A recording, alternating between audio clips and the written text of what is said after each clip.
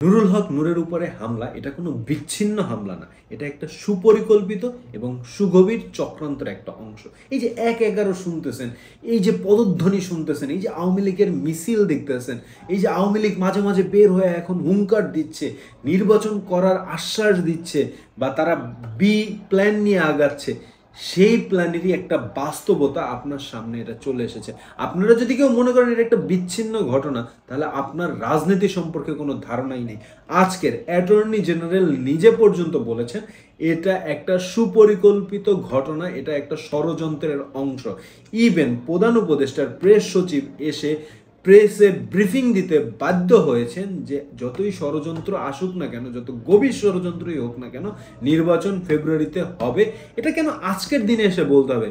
বুঝতেই পারেন দেশ এমন প্রশ্নের সম্মুখীন হয়েছে যে নির্বাচন কি তাহলে ফেব্রুয়ারিতে হচ্ছে না, নির্বাচন কি পিছিয়ে যাচ্ছে? প্রধান উপদেষ্টা কি পদত্যাগ করতে পারে? আগামী ৪৮ ঘন্টা বাংলাদেশের জন্য অনেক গুরুত্বপূর্ণ, কারণ এই ৪৮ ঘন্টায় দেশ যদি নিয়ন্ত্রণে না আসে, প্রধান উপদেষ্টা তো আর সকল দায় নেওয়ার জন্য বসে নাই, তাই না?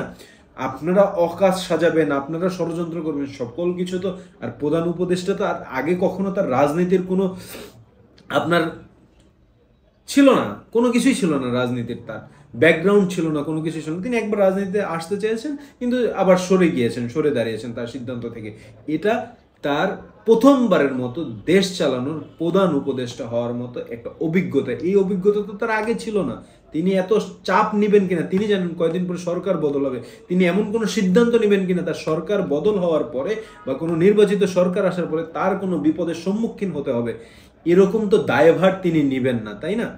যেমন একজন স্বাস্থ্য উপদেষ্টার যে প্রেস সচিব, তিনি একজন অসুস্থ রোগীকে নিয়ে বিদেশে সফরে গিয়েছেন তাকে চিকিৎসা করানোর জন্য। যে ছেলেটাকে আপনারা সবাই চেনেন, যার মুখ টুক থেতলে একবারে মুখের অবয়ব চেঞ্জ হয়ে গিয়েছে, ওকে নিয়ে গেছে। তাকে ঘিরেও কিন্তু অনেক ধরনের সমীকরণ, হ্যাঁ টাকা পাচার করে নিয়ে চলে গেছে, দুদক থেকে পর্যন্ত তার বিরুদ্ধে আপনার দেশে ত্যাগের নিষেধাজ্ঞা দেওয়া হয় এবং তার বিরুদ্ধে তদন্ত শুরু হয়। তো প্রধান উপদেষ্টা তো চাবেন না তার বিরুদ্ধে এরকম কোনো কিছু হোক বা তিনি কোনো বিপদে পড়ুক, তিনি তো সেফ এক্সিটই চাবেন অলওয়েজ। আর নিজের ভালো সবাই বুঝে। এক্ষেত্রে আপনার বলা যায় যে প্রধান উপদেষ্টাকে যদি রাজনৈতিক দলগুলো সহায়তা না করে, রাজনৈতিক দলগুলো যদি বিতর্কিত কোনো সিদ্ধান্ত নেয়, যেই সিদ্ধান্তটা প্রধান উপদেষ্টারও ওভারকাম করার আসলে ক্ষমতা নেই, যেমন ইশরাকের চাপে পড়েই প্রধান উপদেষ্টা সকল দলকে ডেকে এনে বুঝানোতে বাধ্য হয়েছিলেন, এরকম এটা তো ইশরাকের চেয়েও বড় একটা চাপ। যে জুলাই যোদ্ধা নুরুল হক নূর, যে সামনের থেকে কত মার খেয়েছে এই ছেলেটা, কত আপনার অত্যাচারের সম্মুখীন হয়েছে, আপনারা তো সবাই জানেন। এটা তো ওপেন সিক্রেট যে নুরুল হক নূরের বাইদা নিয়ে পিটায় ঝুলায়, নুরুল হক নূর নিজেও বলছে যে আমার নিয়ে ঝুলায় কুকুরের মতো মারছে, ঠিক আছে? তো সেই লোকটাকে যদি আজকে স্বাধীন দেশ যে বলে মানুষ, বা সেই স্বাধীনতাটা যে বলে, যেই ডক্টর ইউনূস বলে এই স্বাধীনতাটা এসেছে যাদের হাত ধরে, তারা আমাকে ক্ষমতায় বসেছে, সেই তারাই যদি মার খেয়ে আজকের এই স্বাধীন দেশে রাস্তায় পড়ে থাকে কুকুরের মতো মার খেয়ে, তাহলে সেটা তো দায়ভারটাই ডক্টর ইউনূস সরকারকেই নিতে হবে।